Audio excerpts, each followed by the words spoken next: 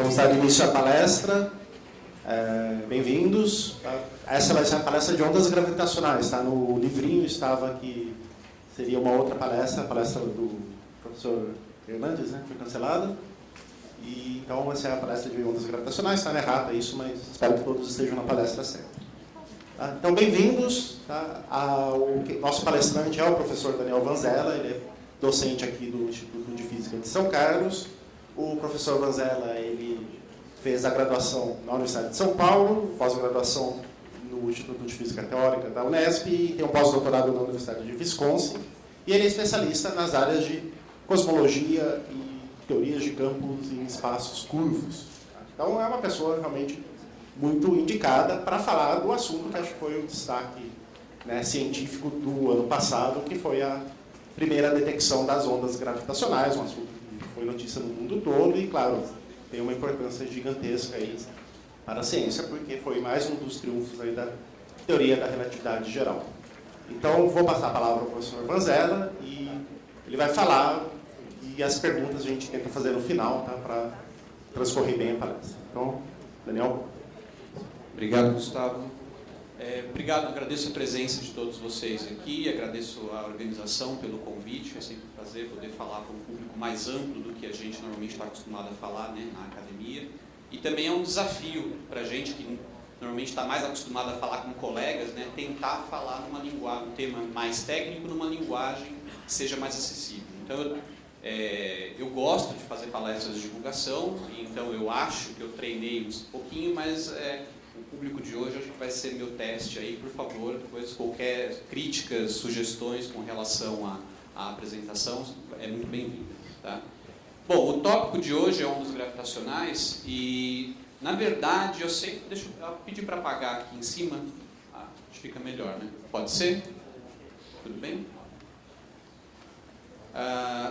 Toda vez que eu vou falar de algum tópico, ondas gravitacionais, ou buracos negros, ou mesmo às vezes cosmologia, eu na verdade uso como uma desculpa para falar de um assunto mais fundamental, subjaz todos esses outros que eu falei, que é gravidade. Tá? Então, para a gente poder entender o que é uma onda gravitacional, ou mesmo o quão, né, fascinante foi, ou quão excitante foi a descoberta, a detecção das ondas gravitacionais, para a gente realmente conseguir ter um gostinho de todo esse frisson que causou, a gente tem que entender um pouquinho como que a gravidade, a interação gravitacional, ela é compreendida nos seus níveis mais fundamentais, né, nos dias de hoje.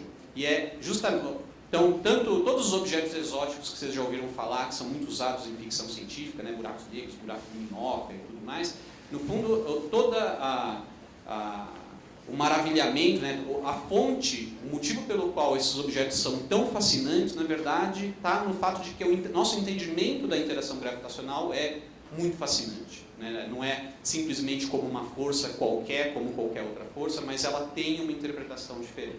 Então, boa parte da palestra, quase toda ela, na verdade, tá, eu vou usar para dizer como que a gente entende a gravidade hoje em dia, a interação gravitacional. Beleza? Que eu acho, na minha opinião, pelo menos, que é até mais interessante porque abarca todos esses fenômenos aí, tanto ondas gravitacionais, como também coisas que a gente observaria só próximo ao buraco negro. Então, uma mensagem que eu gostaria que vocês saíssem daqui hoje com ela na cabeça é: a gravidade, ela é especial. Ela não estou dizendo que ela é mais importante ou menos importante que outras interações fundamentais, como o eletromagnetismo, por exemplo. Não estou dizendo que ela é mais nem menos, mas ela é diferente. Tá? Ela é diferente. Isso, pelo menos, é o que nosso entendimento mais profundo dela hoje nos diz, que ela é uma interação diferente. Por que ela é especial? Bom, alguns poderiam pensar porque ela é uma fonte inesgotável de entretenimento, certo? Acho que é das interações fundamentais a mais divertida de todas, certo? Mas não é por isso, ok? Não é por isso que ela é... Bom, ela é especial também nesse sentido, né? Porque é difícil você ter tanta diversão com outras interações fundamentais, mas não é essa a razão pela qual ela é especial. Ela é especial, e a gente já tinha indícios de que ela era especial já há algum tempo, porque ela é personagem, ou ela foi e será personagem de algumas das maiores revoluções da história do pensamento humano. Tá? E eu vou tocar aqui em dois deles só. porque eu poderia até ir mais para trás no tempo, falar da Grécia Antiga e tudo mais, mas não vou fazer isso, vou só começar com Galileu e Newton. Tá? Vamos lá, então. Então, para a gente começar a falar de gravidade, eu acho que nada mais apropriado do que começar com a primeira teoria, de fato, científica, né, que descreveu a gravidade do que a gente chamaria de uma teoria moderna, né, nos padrões modernos de uma teoria científica, usando matemática como linguagem e tudo mais. Mas que foi devido a Newton, então gravidade segundo Newton, eu coloquei lá, mas na verdade ela é baseada, ela depende de uma coisa que o Galileu descobriu antes, que vocês provavelmente estão acostumados, que é, bom, uma observação que o Galileu fez, né? Que todos os corpos eles caem com a mesma aceleração num campo gravitacional. Isso hoje em dia para a gente pode parecer um fato tão corriqueiro e tão óbvio, mas não era até então. Até então, desde a época da escola aristotélica, né, que perdurou aí por praticamente quase 2000 anos, tinha-se a intuição de que quanto mais pesado um objeto fosse, mais rápido ele cairia. E se você perguntar para uma criança qual é a intuição dela, perguntar para uma criança, se eu pegar uma pena, aqui, uma folha de papel, e pegar aqui um martelo e soltar os dois de uma certa altura, qual vai chegar primeiro no chão? Se você der para a criança segurar os dois, a intuição dela, a não ser, né, que seja, sei lá, um gênio, ou esteja muito errado, ela vai dizer, não, o martelo vai chegar primeiro, né? O martelo vai chegar primeiro. E, na verdade, se você fizer o experimento de uma certa maneira descuidada, ele vai ter razão. O martelo vai chegar primeiro do que a pena ou a folha de papel, certo? Porém, e isso então, essa ideia de que objetos mais pesados caem mais depressa, caem com uma aceleração maior, era uma ideia amplamente aceita, que tinha até se encaixava muito bem com a visão da gravidade, como que a escola aristotélica explicava a gravidade, que a gente não vai entrar em detalhes aqui. Só que o Galileu percebeu que essa propriedade que se achava que era correta, na verdade era um efeito espúrio, era um efeito devido a interferências externas. Então o motivo pelo qual a folha de papel, por exemplo, cai mais devagar do que o martelo, não é por uma propriedade intrínseca da gravidade, mas é porque esse seu sistema está sofrendo influência, no caso, por exemplo, da resistência do ar. Então a resistência do ar ela é muito mais eficiente numa pena ou numa folha de papel do que no martelo. Por quê? Por conta da massa dessas duas quantidades, desses dois objetos. Mas se você conseguisse fazer o experimento de modo a realmente só testar a gravidade e conseguir excluir a influência da força do ar ou qualquer outra influência externa, o que o Galileu percebeu é que esses objetos cairiam com a mesma aceleração. Então, independente se é uma pena ou se é um martelo, os dois cairiam de maneira idêntica no campo gravitacional aqui na Terra. Certo? É óbvio que ele não tinha uma câmara de vácuo, então ele não conseguia fazer esse experimento do vácuo. Então, exigiu uma certa engenhosidade dele, fazendo experimentos com planos inclinados, bastante engenhosos. A gente pode considerar que o Galileu, se não foi o fundador, é certamente um dos fundadores do método científico, que ele foi uma das primeiras pessoas a perceber que, se você quer descobrir as leis da natureza, você não pode ficar fechado num quarto filosofando, tentando deduzir quais são as leis da natureza. Você precisa consultar a natureza. Você precisa fazer experimentos. Você precisa colocar suas hipóteses sob o teste do experimento. Certo? Então, uma das grandes virtudes, uma das grandes méritos do Galileu foi ter percebido que você não pode só, como os gregos antigos achavam que você podia deduzir as leis da natureza, mesmo que você não observasse os experimentos, você tinha que realmente conduzir experimentos para testar as suas hipóteses. E fazendo experimentos é que o Galileu percebeu que essa propriedade de que os corpos caem de maneira diferente não é uma propriedade intrínseca da gravidade, mas é devido a efeitos externos, como atrito, resistência do ar e tudo mais. Beleza, então vamos usar esse fato, que o Newton usou esse fato para perceber uma coisa. Lembra que aqui a gente está, né, século XVI, século XVI, XVII, a época do Galileu, e a gente tinha então não existia a ciência como nós entendemos hoje, né, as ciências naturais estavam ainda engatinhando com esses experimentos, e existia uma ideia de que, obviamente, A teologia era muito forte, a religião era muito mais forte naquela época. Então, algumas coisas eram simplesmente inconcebíveis de serem questionadas. Então, por exemplo, o movimento dos corpos no céu, o movimento de planetas no céu, então como o que rege a esfera celeste, isso estava obviamente fora da alçada dos seres humanos explicar, porque isso aí era terreno dos deuses, certo? Ou de Deus, dependendo qual era a sua religião. Mas desde os antigos a gente se achava, era comum se acreditar, não, mas tudo bem, mas fenômenos que acontecem aqui na Terra, esses talvez a gente consiga explicar, talvez existam leis naturais para explicar por que cai um relâmpago, talvez não seja porque Deus está bravo, talvez relâmpago seja um fenômeno natural, porque ocorre um terremoto e assim por diante, certo? Porque uma maçã cai, talvez exista uma lei natural para explicar por que a maçã cai. Por que os objetos lá em cima se movem? Bom, isso é outro que está fora da jurisdição das leis que o homem pode compreender, certo? Mas então, vamos lá, o que o Newton fez? Né? Então aqui, obviamente, está só uma representação pictórica, ele certamente não fez isso, até porque o Newton não era da Itália, né? Mas vamos usar esse negócio que todos os corpos caem igualmente rápido, independente do seu peso. Aí eu coloquei aqui uma bala de canhão, sendo jogada lá de uma certa altura, e existe uma lei que descreve essa queda, que o Galileu também já tinha descrito essa lei. O que o Galileu percebeu é que se eu solto uma pedra, uma bala de canhão como essa daí, por exemplo, e ela demora um certo intervalo de tempo para cair, vamos fazer o seguinte, qualquer que tenha sido esse intervalo de tempo, vamos dividir em 3 partes iguais. Vamos supor que foi 3 segundos, só para simplificar. Então vamos dividir em 3 intervalos de 1 segundo. O que o Galileu já tinha percebido é que se você faz uma divisão dessas em 3 partes, então naquele primeiro intervalo de tempo, aquela bala vai andar 1 unidade. Define que aquilo é 1 unidade, não importa quanto foi em metros, define que aquilo é 1 unidade, é um padrão de unidade. Se você definiu aquilo como unidade de distância, no próximo mesmo intervalo de tempo, ela vai andar 3 daquela unidade. Espera lá que eu já me descrevi. Ela vai andar 3 daquelas unidades. Vamos lá.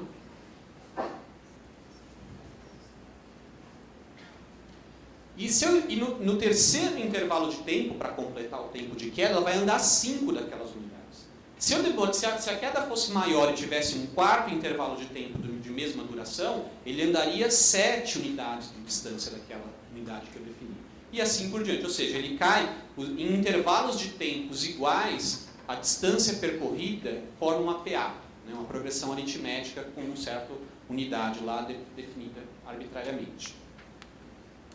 E uma coisa mais interessante ainda que foi descoberta é o seguinte, se ele faz esse lançamento, se ele não solta, mas ele joga com uma certa velocidade só na horizontal, o que ele percebe é o seguinte, isso não altera o tempo de queda. O tempo de queda vai continuar sendo aqueles 3 intervalos de tempo, e a maneira como ele cai continua sendo exatamente idêntica. Quando ele desce, continua sendo exatamente idêntica. Na primeira unidade de tempo ele cai 1 daquela unidade, na segunda unidade de tempo ele cai 3 daquelas unidades, e no terceiro intervalo de tempo ele cai 5 daquelas unidades. Ou seja, embora você tenha dado uma certa velocidade perpendicular à direção, né, que a gravidade está atuando, aquela velocidade lá ela não entra no cômputo para você decidir quanto tempo vai demorar para cair ou como que ela vai cair. Ou seja, os movimentos são independentes nessas 2 direções. Na direção da gravidade que a gravidade atua e na direção perpendicular que a gravidade atua. E repara que,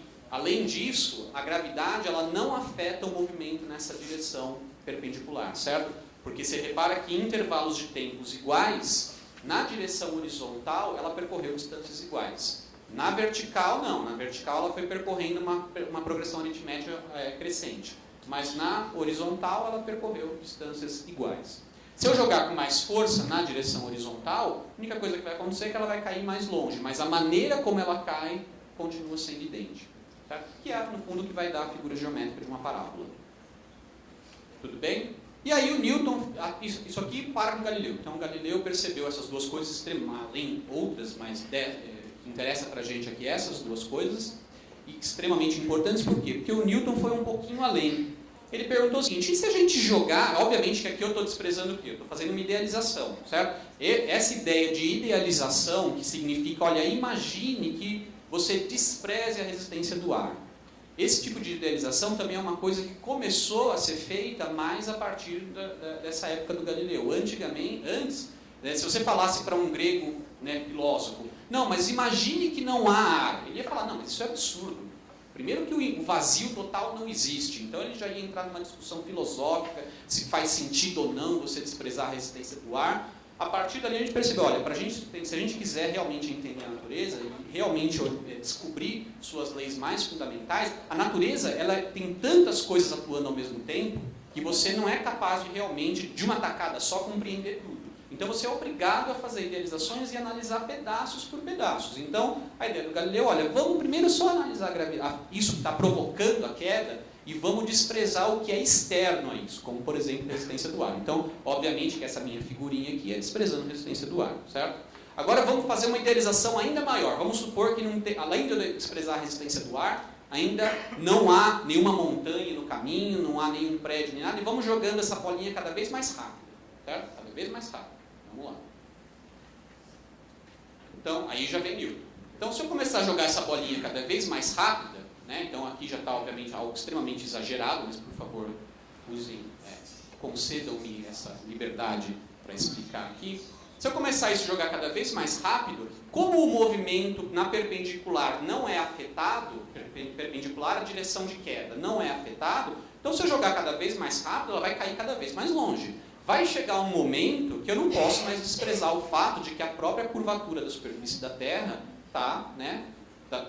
Não posso mais desprezar o fato de que a própria superfície da Terra tem uma curvatura. E aí ela cairia mais longe, mas aí já começa a afetar também com o tempo de queda, porque agora o que é a direção horizontal e vertical está mudando, certo? E o que o Newton percebeu é o seguinte: que se eu jogar realmente forte essa bolinha, com uma velocidade muito, muito, muito grande, que para todos os propósitos, nesse caso aqui, seria da ordem de uns 8 km por segundo. Bem rápido, certo? 8 km por segundo. Dá para ir daqui a Araraquara em quê? Em 5 segundos, certo? Bem rápido, tá? O que aconteceria? Bom, essa aqui é a trajetória, né? Aconteceria algo assim. Ele está indo cada vez mais, está caindo, está caindo. Só que ele está caindo exatamente numa trajetória com uma certa curvatura que a superfície da Terra está fugindo constantemente dessa trajetória. Então o que o Newton percebeu é que se você continuar aumentando a velocidade até um certo ponto dessa bala de canhão que você está jogando, e isso não depende da massa que essa bala de canhão tem, por quê? Porque a gravidade, o Galileu já tinha visto, que a maneira como ela afeta a queda dos corpos não depende da massa do corpo. Então, se você jogasse uma certa velocidade, o que Newton percebeu é que ela ia ficar em um constante movimento de queda. E por que isso é importante? Porque ele percebeu que isso não é muito diferente disso. Sabe? Qual é a diferença daquela bala de canhão eternamente caindo e do que a Lua faz? Certo? Então, o que o Newton percebeu, e essa foi uma das primeiras, ou se não foi a primeira, grande unificação na história do pensamento humano, o Newton percebeu que, olha, essa mesma causa que provoca a queda da bala de canhão ou a queda de uma maçã, talvez ela também seja responsável pelo movimento que a Lua, que lembra, é um objeto que não pertencia, né, ao terreno, à jurisdição das leis terrestres, mas pelo jeito, aparentemente é possível que a Lua também seja regida, o movimento da Lua também seja regido por essa mesma causa. Ou seja, o mesmo motivo que faz uma bala de canhão cair, ou pelo menos a mesma causa que atua sobre a bala de canhão, e que se você soltar ela cai, mas se você jogar ela começa a entrar nesse movimento aí, de eterna queda, talvez seja exatamente o que está acontecendo com a Lua, e é por isso que a Lua não fica parada ou não fica andando com uma velocidade, né, um movimento retilíneo. Talvez seja por isso que a Lua também está fazendo isso. E para a gente hoje isso pode parecer, isso aí é trivial, certo? Isso aí a gente aprende no ensino médio, que a lei da gravitação universal atua em tudo, mas na época, e felizmente para o Newton, ele estava na Inglaterra, e não na Europa continental, onde a influência da religião era muito mais forte, né? Então o Newton ele percebeu, não, olha, talvez você consiga sim explicar fenômenos que ocorrem na esfera celeste usando as mesmas leis que a gente pode compreender analisando fenômenos aqui terrestres. E essa, então, foi a primeira grande unificação, ou uma das primeiras grandes unificações da história do pensamento humano em ciência, certo? E é por isso que chama a lei da gravitação universal, porque pela primeira vez se percebeu, ou pelo fato de que se percebeu que essa mesma lei da gravidade, ela é responsável não só por fenômenos que acontecem, ela atua não só aqui na Terra, mas ela atua aparentemente em todo lugar. É obviamente que não dá para a gente saber exatamente o que é em todo lugar, né, por testes diretos, porque você não pode ir em todo lugar do universo para testar. Mas você faz uma hipótese de que ela funciona em todos os lugares e você testa as consequências. E até hoje tem funcionado muito bem. Então, como eu disse, né, quem tiver curiosidade só para saber alguns números, para que a bala de canhão, se você tirar a resistência do ar, tirar todos os prédios e montanhas na linha de visão, ou aquela bateria, a velocidade que ela teria que ter, qualquer objeto, pode ser uma bala de canhão, pode ser um carro, tá? Se você conseguisse arremessar um carro, né, expressando a resistência do ar com essa velocidade, ele também entraria em órbita, né, o que a gente chama de entrar em órbita, em torno da Terra, próximo à Terra. Como a Lua está mais longe, se ela estivesse muito próxima, não teria que ser essa velocidade também. Mas como ela está bem mais longe, a Lua não precisa de toda essa velocidade. Para ela, 1 km por segundo já é o suficiente. Ainda é uma velocidade bem alta, certo? Seria daqui a Araraquara em 40 segundos. É bem rápido. Mas já é menor do que essa daqui. E lembra que a própria Terra está num movimento parecido em relação ao Sol. Certo? O movimento da Terra também é um movimento circular ou próximo ao circular em relação ao Sol, e para que ela continue nesse eterno movimento de queda dela, ela também precisa ter uma velocidade, senão ela cairia, senão ela faria como aquelas outras balas de canhão, né, que cairia na superfície do Sol. E a velocidade que ela tem é da ordem de 30 km por segundo. Embora ela esteja muito longe do Sol, a massa do Sol, a atração gravitacional do Sol é tão intensa que você precisa de uma velocidade realmente muito grande para conseguir não cair nele, certo? 30 km por segundo certamente é a coisa mais rápida que o homem já montou. O homem nunca conseguiu construir nada no qual ele tenha montado que seja mais rápido em relação à Terra do que, sei lá, 11, 12 km por segundo. A Terra ainda assim é mais rápida do que isso. Ok, então essa é o que eu chamei de essa é uma das grandes revoluções do pensamento humano que eu mencionei no começo, que a gravidade foi a protagonista. Estava no centro, pelo menos, dessa revolução. Estudando a gravidade que a gente percebeu que a gente podia, sim, almejar entender o universo como um todo e não apenas o que acontece aqui nas nossas imediações. Mas não foi só. Tá? E aí vem esse senhor, Albert Einstein, e ele vai promover a segunda grande revolução, na verdade, eu poderia considerar duas revoluções, mas que do nosso interesse aqui, mais uma delas. E aqui eu peço desculpas porque o meu desenho aqui, eu fiz essa animaçãozinho aqui no Windows e depois na hora de rodar no Mac ele sempre vai dar algum problema, obviamente, certo? Não tem como eles serem amigáveis por definição. Então aqui sumiu algumas coisinhas, mas o que eu quero ilustrar aqui é uma coisa que o Einstein chamou de um pensamento mais feliz da vida dele. Ele teve esse pensamento, essa ideia, mais ou menos lá para 1907, um pouco depois dele ter formulado a teoria da relatividade especial, que foi em 1905, tá? Onde aparecem aqueles conceitos de que o tempo não é mais absoluto, o tempo depende da velocidade do observador, tem, né, o paradoxo dos gêmeos e tudo mais. Na sessão de perguntas, se alguém quiser saber um pouquinho mais, a gente pode comentar. Então é depois. Então ele já tinha uma teoria, ele promoveu em 1905 ele promove uma nova revolução na história do pensamento humano, que ele rompe com alguns conceitos newtonianos, como por exemplo de que o tempo é algo absoluto que passa igual para todo mundo em qualquer circunstância. Tá? Primeiro, ele mostra, na verdade, a teoria da relatividade especial mostra primeiro que o tempo é uma quantidade física, o passar do tempo não é simplesmente uma impressão, uma sensação subjetiva e psicológica, tá? É realmente uma entidade física, o passar do tempo é algo físico, e além disso, o passar do tempo depende de condições físicas, como por exemplo a velocidade que um observador está se movendo. Tá? Então, dois observadores com velocidades relativas entre eles, o tempo não passa igual para os dois. Se os dois estão se movendo e depois voltam a se encontrar, o tempo passa quando eles voltam a se encontrar, o intervalo de tempo que passou para cada um pode ser diferente dependendo de qual foi a trajetória que eles seguiram. Isso é 1905. Então foi uma grande revolução no pensamento humano, perceber que o tempo, embora obviamente, para que isso seja perceptível, as velocidades envolvidas têm que ser altíssimas, comparadas, né, próximas, ou pelo menos uma fração considerável da velocidade da luz, que é exorbitante, 300 mil quilômetros por segundo, né, absurdamente grande. E quando você tem velocidades que representam pelo menos uma fração não desprezível da velocidade da luz, esses efeitos, como por exemplo a dilatação do tempo, começam a ficar mais apreciados. Mas aí a gente está em 1907. Porque quando ele fez a teoria dele em 1905, se percebeu o seguinte: olha, tempo é uma coisa, é uma entidade, é um conceito que subjaz qualquer teoria científica que você vai fazer, o tempo está incluído. Certo? Ou pelo menos qualquer teoria física de descrição de evolução de um sistema físico, o tempo, obviamente, ele tem que ser considerado. Só que até então, o tempo era considerado uma grandeza absoluta, né? Um tempo newtoniano.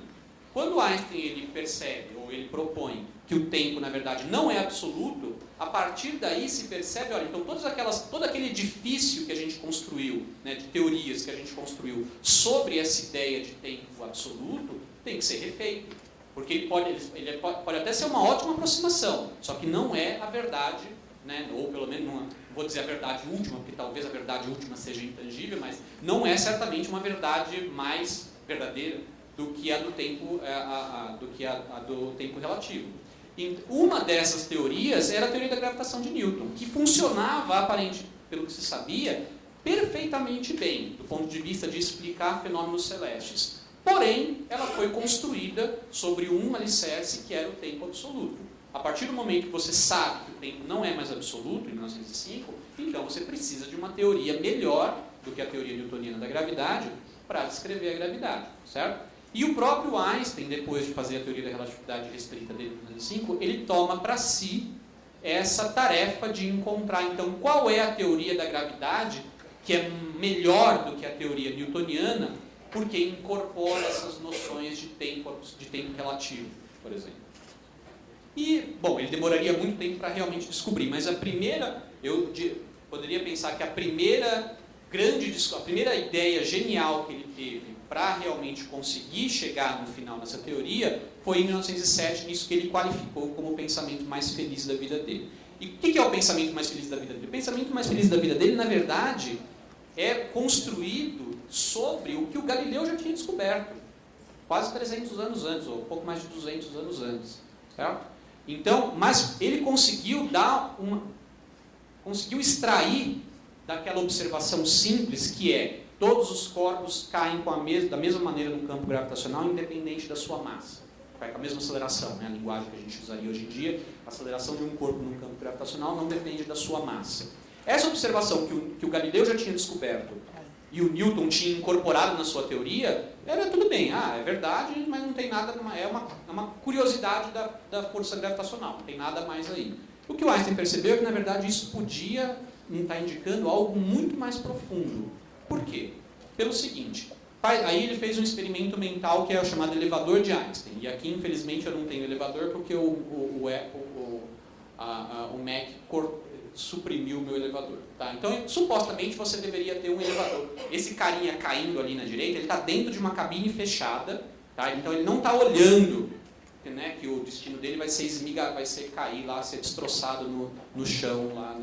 Ele não está sabendo disso. Ele está numa cabine fechada. E ele, como tudo cai com a mesma aceleração, se essa cabine fechada estiver caindo, bom, lá dentro tem o carinha, tem uma bola de basquete, talvez tenha o celular dele, algumas chaves e tudo mais, mas como tudo cai com a mesma aceleração no campo gravitacional, a sensação que ele tem lá dentro é que está tudo flutuando. Certo? Essa é a sensação que ele vai ter. E o que o Einstein percebeu é que, olha, isso não é nada diferente do que acontece se essa mesma cabinezinha, esse mesmo carinha, esses mesmos objetos não estivessem no campo gravitacional, mas estivessem num espaço sideral aí, longe de qualquer planeta, qualquer estrela, qualquer tudo, onde não há gravidade. Certo? Ele percebeu que a sensação seria idêntica. Alguém caindo num campo gravitacional e alguém livre da ação de forças numa região onde não há gravidade. Certo? Bom, isso é óbvio, certo? Porque se tudo cai, então não tem nada de muito profundo nisso. Mas por que ele usou, então, só em câmera lenta agora, tá? Não é outro planeta, não é a Lua, é só em câmera lenta. equivalentemente, tem outra semelhança. Se por outro lado você não estiver caindo, mas você estiver parado num campo gravitacional, isso para todos os propósitos práticos de experimentos que você faz, isso é totalmente equivalente de você estar acelerado numa região onde não há gravidade, não há gravidade, certo? Então, e por que precisava do elevador lá? O elevador estava lá a cabine fechada estava lá só para dizer o seguinte, olha, então se você não puder olhar para fora e você só tiver acesso ao conteúdo do que está dentro do elevador, você não consegue fazer nenhum experimento físico que te discirna se você está parado num campo gravitacional nesse caso, ou se você está acelerado numa região sem gravidade. Ou no primeiro experimento, caindo, não há nenhum experimento físico que o cara caindo dentro de um elevador consiga fazer, que teste, que dê um veredito para ele, se ele está caindo num campo gravitacional ou se ele está numa região sem campo gravitacional nenhum e na ausência completa de forças. Tá? Bom, e aí o que o Einstein falou? Não, então isso daí talvez seja um princípio que a gente deva ser explorado mais. Essa equivalência, e chama princípio de equivalência, essa ideia de que, então, se você tiver um campo gravitacional, o mais perto de ser inercial que você consegue, não é parado nesse campo gravitacional, como às vezes na hora de resolver exercícios, né, no ensino médio, a gente acaba assumindo que parado aqui na Terra a gente é inercial. Mas, na verdade, o mais inercial possível que você pode ser no campo gravitacional é caindo livremente nesse campo gravitacional. É aí que o resultado dos seus experimentos vão ser completamente indiscerníveis do resultado se você tivesse realizado o experimento lá numa região totalmente na ausência de gravidade. Essa equivalência entre referenciais caindo num campo gravitacional e referenciais inerciais, tá? O Einstein ele promove a um status fundamental. Só que aí existe algum probleminha que ainda não se encaixava. Ele teve essa ideia, mas essa ideia ele teve em 1907. Ele só conseguiu chegar realmente na teoria da relatividade geral, como é chamada a teoria da gravidade, que incorpora as ideias da relatividade, em 1915, ou seja, 8 anos depois. O que ele ficou fazendo nesses 8 anos? Ele não botou essa ideia na gaveta, ele ficou explorando essa ideia, mas essa ideia tinha um problema que parecia que as coisas não se encaixavam. Que é o seguinte, a ideia dele então é o seguinte, num campo gravitacional, o movimento mais próximo possível do inercial é o de queda livre. Beleza? Porque isso decorre do fato que tudo cai da mesma maneira no campo gravitacional.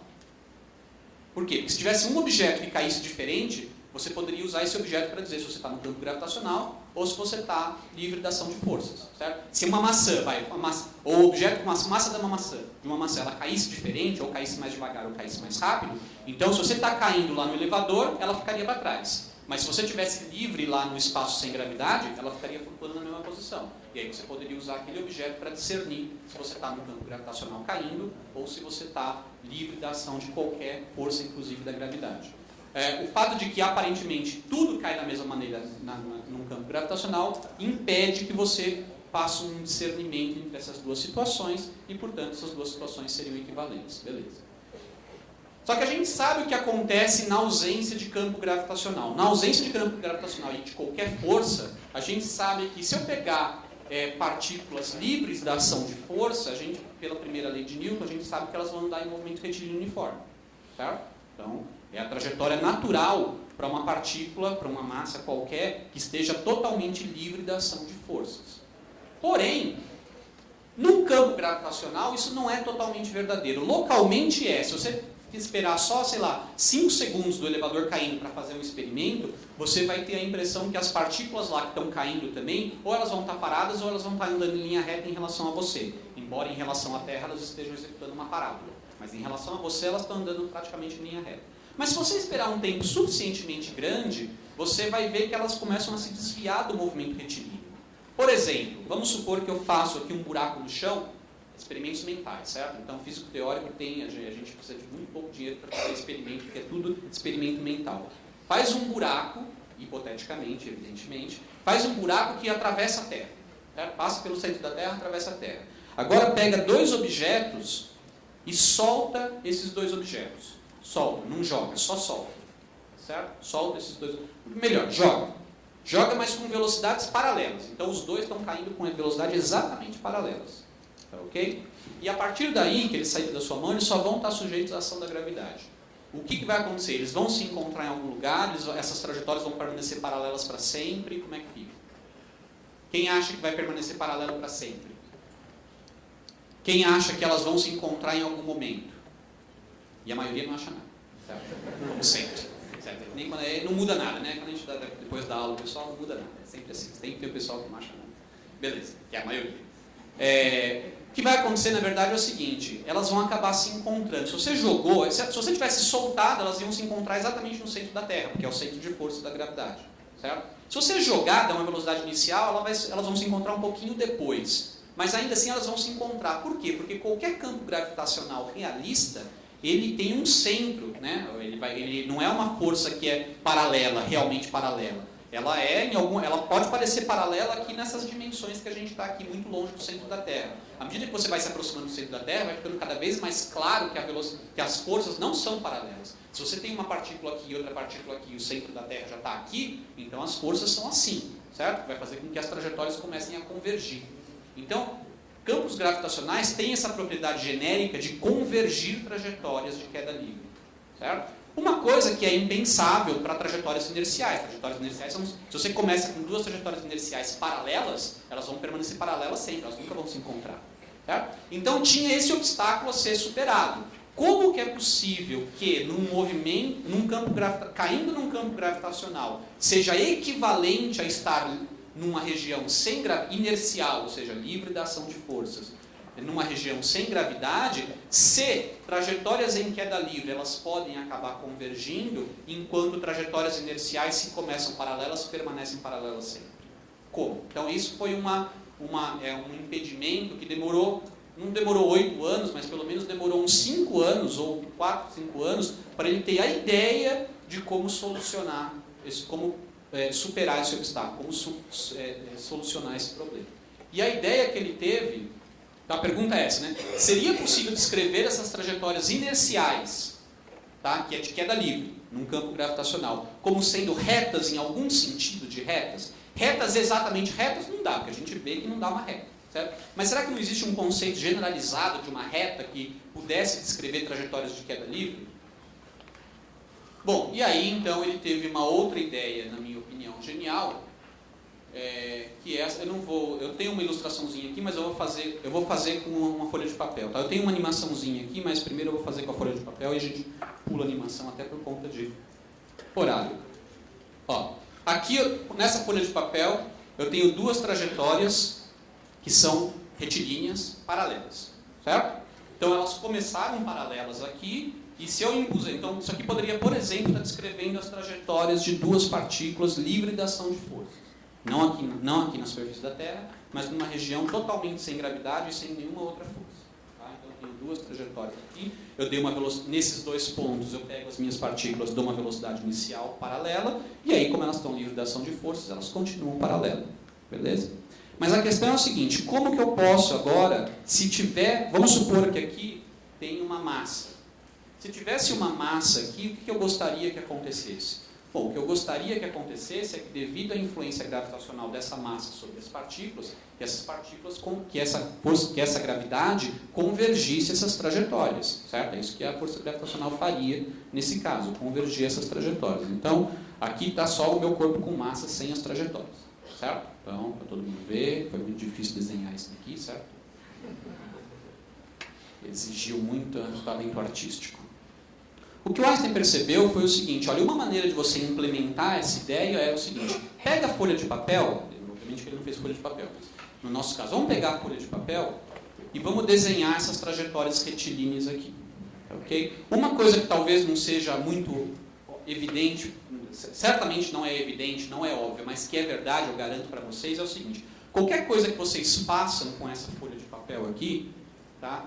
Desde que não seja esticar, rasgar e colar, tá? Qualquer coisa que vocês façam, colar até poderia, você não pode deformar a folha. Isso aqui não é deformar, porque se você for olhar cada pedacinho da folha, ela não está nem sendo esticada, nem sendo comprimida, ela só está sendo dobrada, tá certo? Isso pode, dobrar pode. Qualquer coisa que você faça com a folha que não distorça a folha, mantém a curvatura da folha, tá? Então isso aqui tem geometria plana ela não precisa estar assim para ter geometria plana. Isso daqui, ó, também tem a folha de papel, continua com uma geometria plana. Tá? Uma coisa que a gente chama de geometria intrínseca. Se você fosse uma formiguinha, uma amebinha, vivendo um ser bidimensional, vivendo nessa folha de papel, qualquer coisa que um ser tridimensional fizesse com essa folha de papel não afetaria a geometria que você está medindo na folha de papel.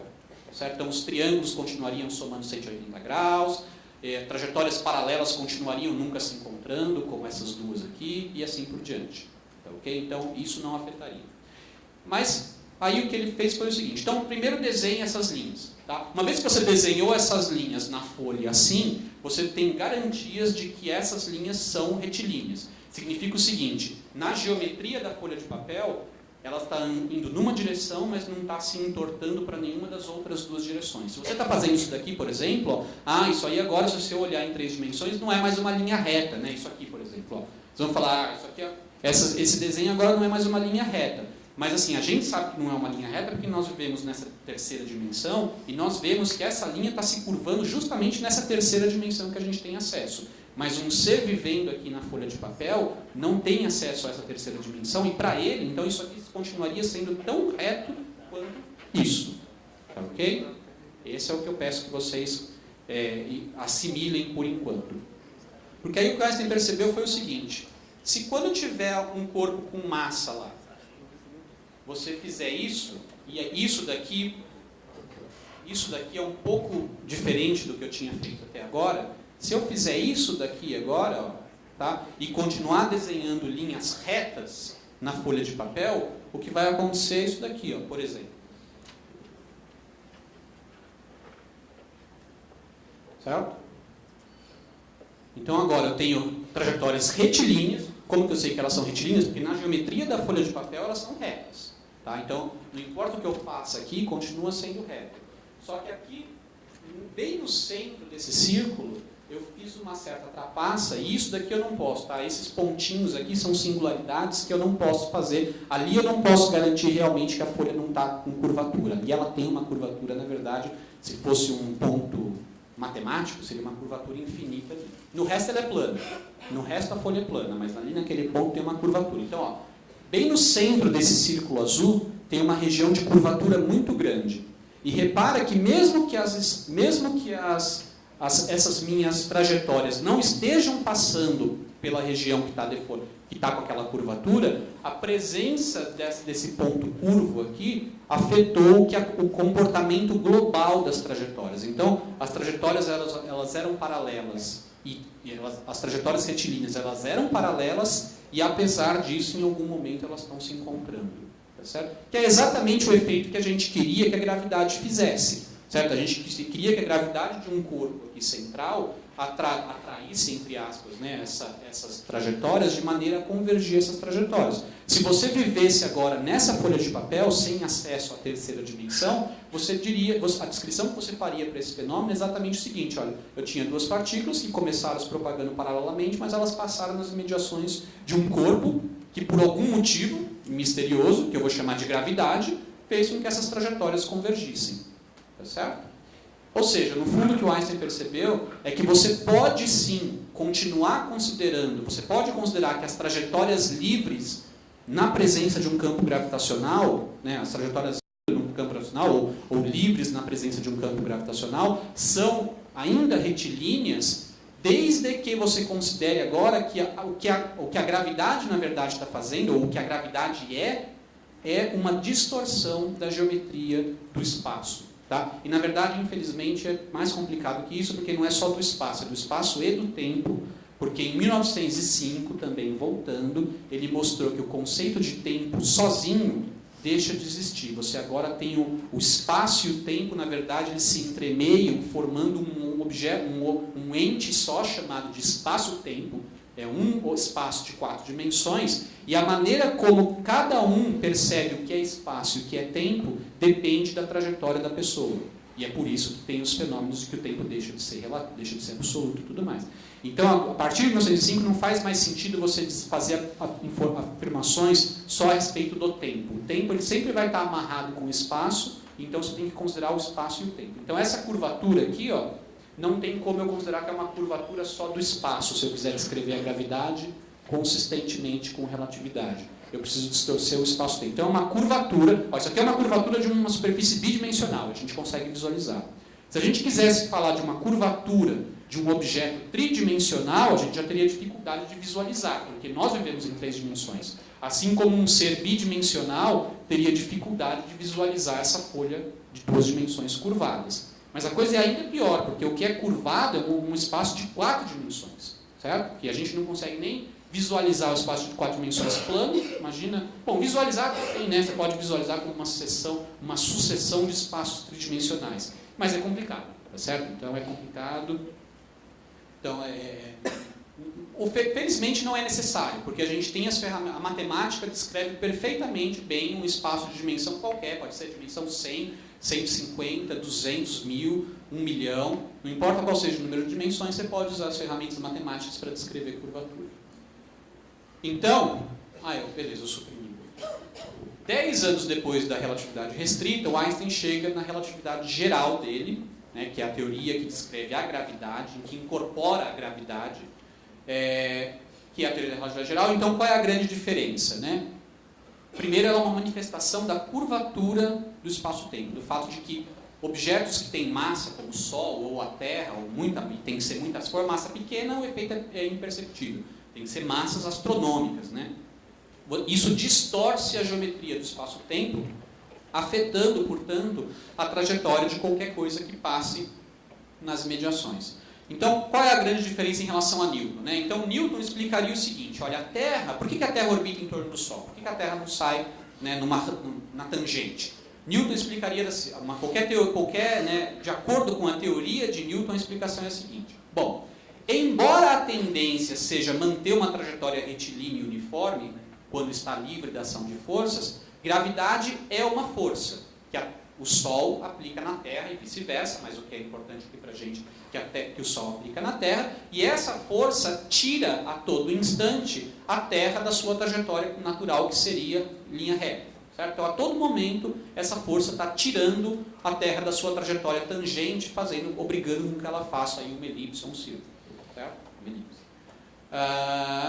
Tudo bem, então essa é a visão newtoniana da gravidade. É uma força que como qualquer força, a todo momento ela vai desviando, né? Ela vai tirando os corpos da trajetória retilínea e uniforme. De acordo com a teoria da relatividade geral, gravidade deixa de ser uma força. Não existe mais força gravitacional. Então a Terra ela não está sentindo absolutamente nenhuma força devido ao Sol, porque o Sol não tem condições de aplicar uma força sobre a Terra. O que o Sol faz devido à sua energia, à sua massa, é deformar a geometria do espaço e do tempo na sua imediação. A Terra está livre da ação de forças, porque não existe força gravitacional. Então a Terra está livre da ação de forças. Como qualquer corpo livre da ação de forças, o que ele vai tentar fazer é andar numa linha reta. O problema é que ele está tentando andar numa linha reta, numa geometria que é curva. Então, a aparência que essa linha reta vai ter pode não ser de uma perfeita linha reta como nós teríamos numa geometria plana. Certo? E aí você faz a conta. A ideia é muito bonita, mas tem que fazer a conta para ver se dá certo. E de fato dá. Se você calcula, né, usando as equações da relatividade geral, qual é a distorção da geometria provocada pelo Sol, e você calcula nessa geometria qual é a trajetória mais reta possível, que a gente chama de geodésica, e você projeta isso no espaço, né, porque no fundo isso aí evolui no tempo. Se você projeta isso na seção espacial para ver qual é a aparência no espaço que essa trajetória teria, dá exatamente uma elipse, ou quase exatamente uma elipse. Certo? Então, comprovando que de fato é possível você considerar que a Terra ela não está fazendo essa curva porque ela está livre, porque ela está sentindo uma força está tirando ela da trajetória inercial. Pelo contrário, ela está em trajetória inercial. Só que a trajetória inercial, ou seja, a mais reta possível, nessa geometria distorcida pelo Sol, tem essa cara aí. Então, aqui seria uma outra... Obviamente, né, isso aqui é uma representação muito pobre, mas é o melhor que a gente pode fazer por conta de nós vivermos em 3 dimensões. Tudo que a gente consegue visualizar é uma geometria bidimensional distorcida, uma curvatura em 2 dimensões. Então, isso aqui normalmente é usado, né, para representar aí a deformação. Mas uma coisa importante, então, é que não há mais força gravitacional. Tá? Deixa eu só ver. Efeitos da gravidade. Então, agora vamos para os efeitos da gravidade. Então, já que a gravidade, na verdade, é uma distorção do espaço e do tempo, quais são outros, além de atrair, além de fazer coisas caírem, qual é o outro efeito que isso tem? Bom, uma coisa que acontece, e é uma nota histórica curiosa, é o seguinte: qual é o efeito que a gravidade tem sobre a luz? Essa foi uma questão que ficou em aberto por muito tempo. Antes de se saber qual era a natureza da luz, não se sabe, né? Antes de 1800, não se sabia nem se a luz era constituída de partículas ou se ela era uma onda. Alguém pode falar, mas hoje em dia a gente também não sabe, tá certo? Tem a dualidade onda-partícula. Mas aí é outra coisa. Hoje em dia a gente sabe mais do que a gente sabia naquela época. Naquela época a gente não sabia nem se a luz era qualquer tipo de onda ou qualquer tipo de partícula. Não se sabia, certo? Tinha os que advogavam que a luz era constituída de partículas, tinha os que advogavam que a luz era uma onda de alguma coisa. Em 1800, e bom, quando não se sabia ainda do que a luz era feita, se aplicou a teoria, se postulou o seguinte, se investigou a seguinte possibilidade. Se a luz for constituída de partículas, então é bastante razoável supor que, já que a gravitação de Newton é uma gravitação universal, lembra que a gente está lá antes de 1800, né? Então a teoria da gravidade era a teoria de Newton, então é razoável de se esperar que a gravidade também atue sobre essas partículas de luz. Então, por exemplo, ela vai afetar a luz. A luz, passando próximo de um corpo, ela vai sofrer também uma deflexão, porque afinal de contas vai ter força gravitacional. Ah, mas eu não sei qual é a massa dessas partículas de luz. Felizmente não importa, porque a maneira como a gravidade atua não depende da massa do corpo, certo? Pelo menos o efeito que ela provoca não depende da massa do corpo. Então, não importa qual seja a massa das partículas de luz, se a luz for constituída de partículas, eu poderia predizer, de acordo com a teoria, aplicando a teoria de Newton, qual é a trajetória que um raio de luz faria próximo a um corpo provocando gravidade. Porém, em 1800 se descobriu, através de experimentos, que a luz era uma forma de onda. Não se sabia do que até então, mas se estipulou, fazendo experimentos de interferência e difração, que a luz era uma forma de onda. E onda, né? Onda não é partícula, onda é a perturbação de um meio, certo? Então, se a luz é uma onda, na visão clássica, ela deveria ser perturbação de algum meio, que também não se sabia qual era. Mas se deu o nome, éter-luminífero, era o nome, então a gente não sabe o que é, mas vamos batizar. Éter-luminífero é o meio que sustenta a propagação da luz. Assim como é o ar, aqui no nosso caso, que sustenta a propagação do som, ou qualquer meio material, né, pode sustentar a propagação de som. No caso da luz, era um outro meio. Um tal de éter luminífero sustentaria a propagação da luz. Bom, então a luz é uma onda. E aí não era nada claro se a gravidade atua sobre uma onda, porque a onda não é um objeto, né, bem definido, com uma massa e tudo mais. A onda é uma perturbação de um outro meio. Então talvez a gravidade até atue nessas partículas do outro meio, mas como que isso vai afetar a propagação de uma onda, a gente não faz ideia. Então se abandonou a ideia, a partir de 1800 se abandonou a ideia, ou pelo menos se esqueceu da ideia de que a luz seria afetada pela gravidade. Só que agora, com a teoria de Einstein, volta a ser bastante natural que a luz sim seja afetada pela presença da gravidade. Por quê? Bom, primeiro porque já se descobriu que a luz, na verdade, embora ela seja uma onda, ela não é perturbação de um meio físico, ela é uma onda eletromagnética que se propaga no vácuo. Tá? É uma onda de campos elétricos e magnéticos que se alternam, né? Um gerando o outro, na verdade se alternam, mas um gera o outro, e ele se propaga mesmo no espaço vazio. Beleza. Tem massa? Não tem massa. Gravidade? Então, pela teoria de Newton, já ficaria, não, então se não tem massa, não tem gravidade, porque embora o efeito não dependa da massa, porém, na teoria de Newton, que a gravidade é uma força entre matéria, entre massas, certo? A luz, não, uma onda eletromagnética não tem massa. Porém, agora na teoria de Einstein, faz sentido você dizer sim que a gravidade afeta a propagação da luz. Por quê? Porque agora a gravidade não é mais uma força, a gravidade é uma distorção da geometria que subjaz tudo, então tudo está andando no espaço-tempo. Se eu tenho alguma coisa que deforma a geometria do espaço-tempo, então a Terra, tudo que ela queria fazer era andar em linha reta, na mais reta possível. Como a geometria é distorcida, ela vai fazer aquela órbita lá em torno do Sol. A luz também, ela está livre da ação de força, ela vai querer andar em linha reta. Se for um raio de luz, ela vai andar em linha reta. Só que ela vai também tentar andar em linha reta numa geometria que é distorcida pela presença de um corpo. E, portanto, ela vai ter a trajetória, embora ela seja a mais retilínea possível no espaço-tempo, no espaço ela vai ter uma aparência de ser curvada. Então, como isso daqui, por exemplo. Ó. Vamos supor que tem uma estrela muito distante e entre a estrela e a gente não tenha nenhum corpo com massa. Então, a luz está chegando aqui na gente andando em linha reta.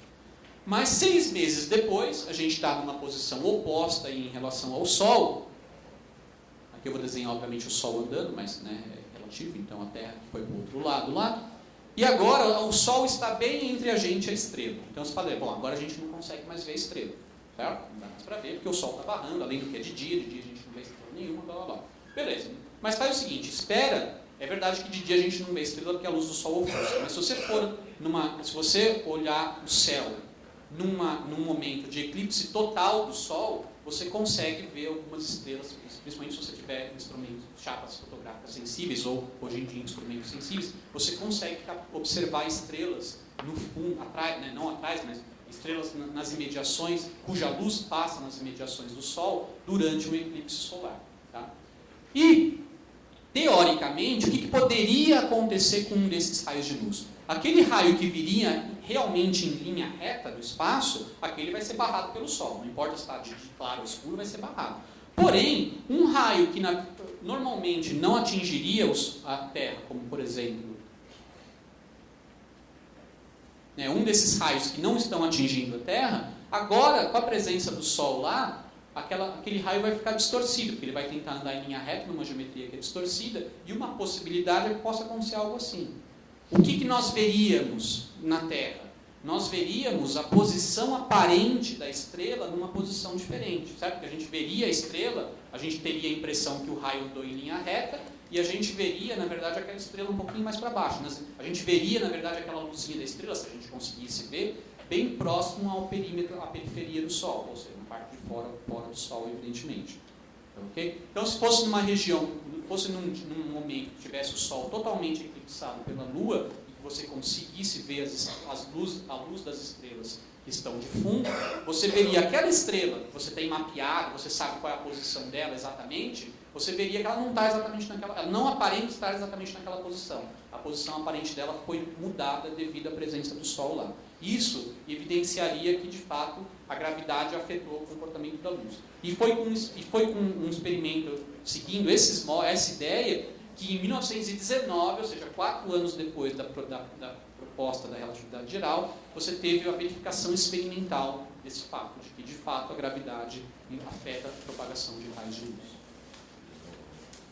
Outros efeitos. Então você tem esse. Bom, então você tem. Aqui é só mostrando a posição aparente, isso aqui não precisa.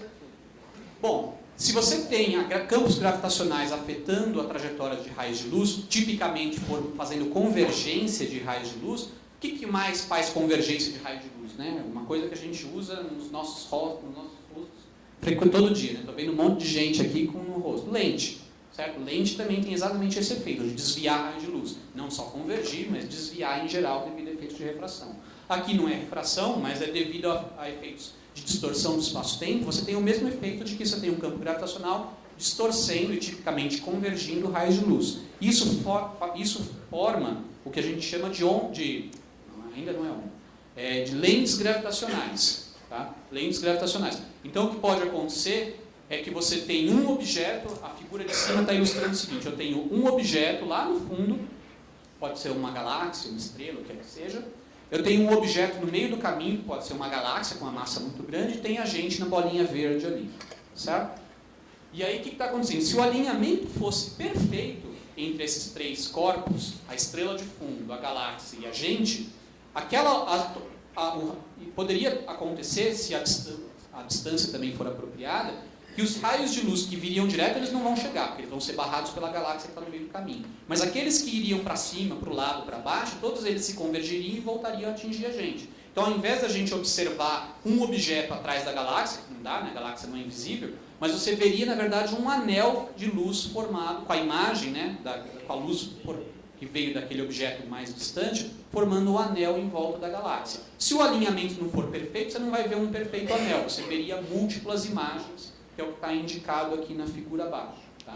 E isso, hoje em dia, é visto corriqueiramente. Quando se mapeia o céu usando o Hubble, usando qualquer instrumento de observação do céu em grandes distâncias, esse fenômeno de lente gravitacional é corriqueiramente medido. Você observa múltiplas imagens de um mesmo objeto, ou às vezes imagens distorcidas, com efeitos tipos de lente, né? Todas essas galáxias bem fininhas e meio curvadas, imagem, né, que vocês estão vendo aí, as imagens de uma mesma galáxia provocado por esse corpo central aí, que está mais brilhante, ele distorce a geometria de maneira que uma galáxia que está lá atrás, o raio de luz não está chegando direto na gente, a gente não está vendo a galáxia, mas a gente está vendo imagens múltiplas formadas dela. Como que eu sei que é a mesma galáxia, e não é várias galáxias, né, com forma diferente?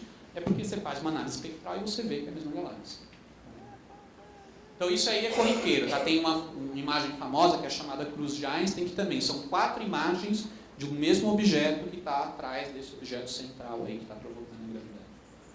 Então isso é coisa corriqueira já. Isso é até a ferramenta hoje em dia para você mapear a massa no universo.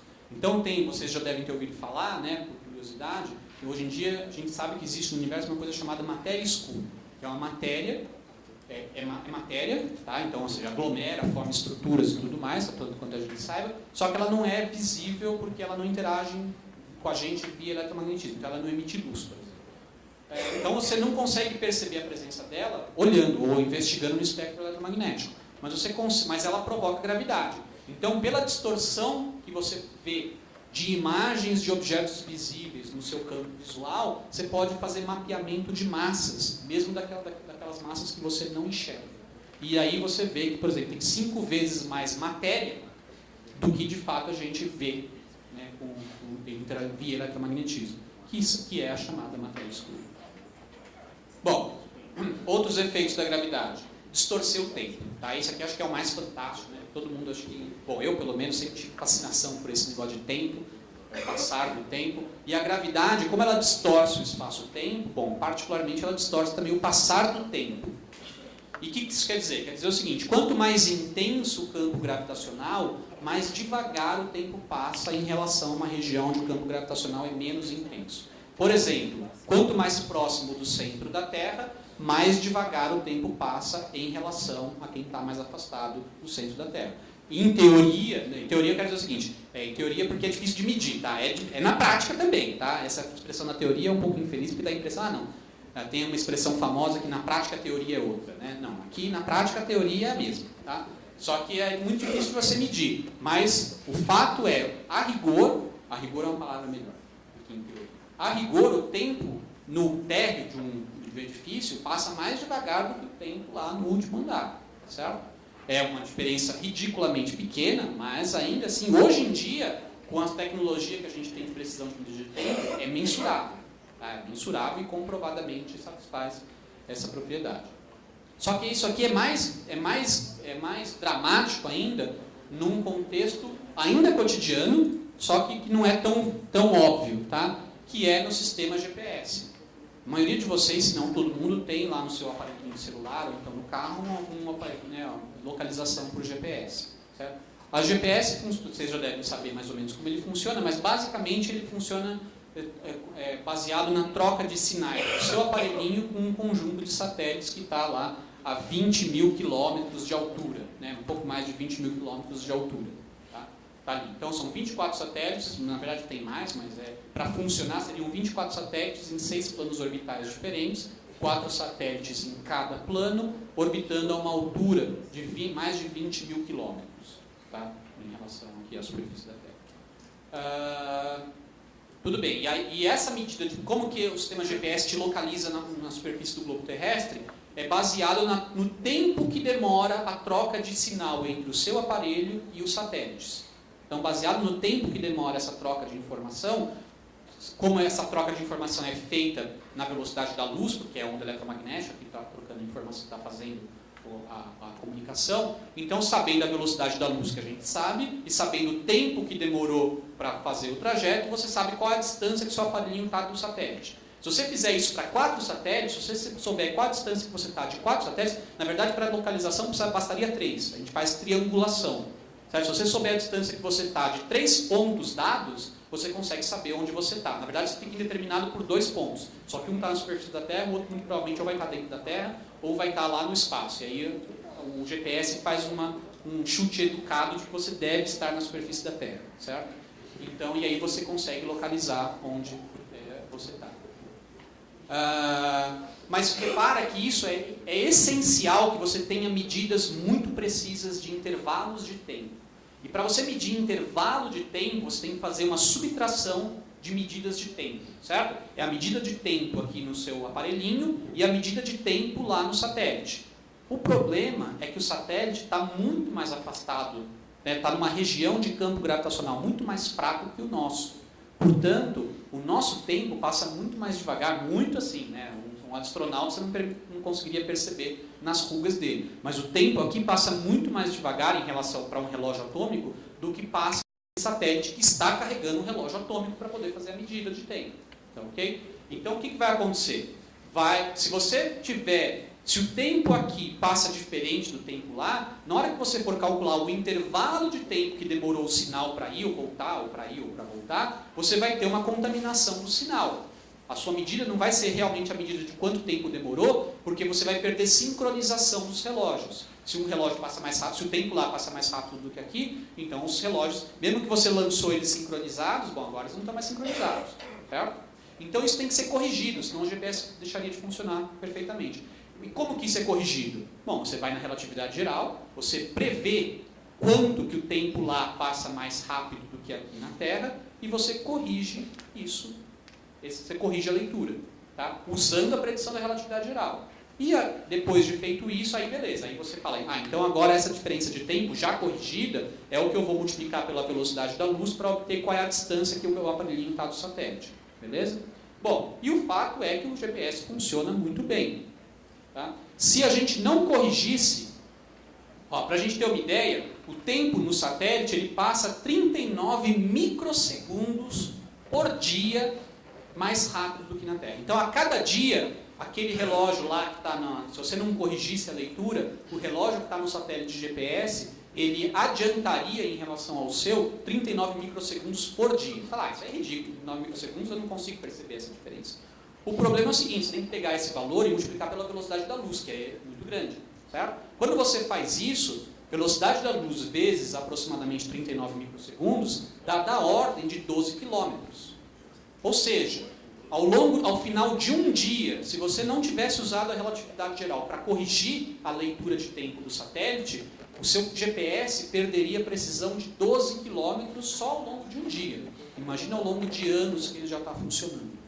Certo? Então, o simples fato de que o GPS funciona tão bem, às vezes não tão bem quanto a gente gostaria, mas funciona muito por outros motivos, né? Mas funciona muito bem. Em modo militar, ele funciona ainda melhor, né? A gente ainda não usa o modo mais preciso do GPS.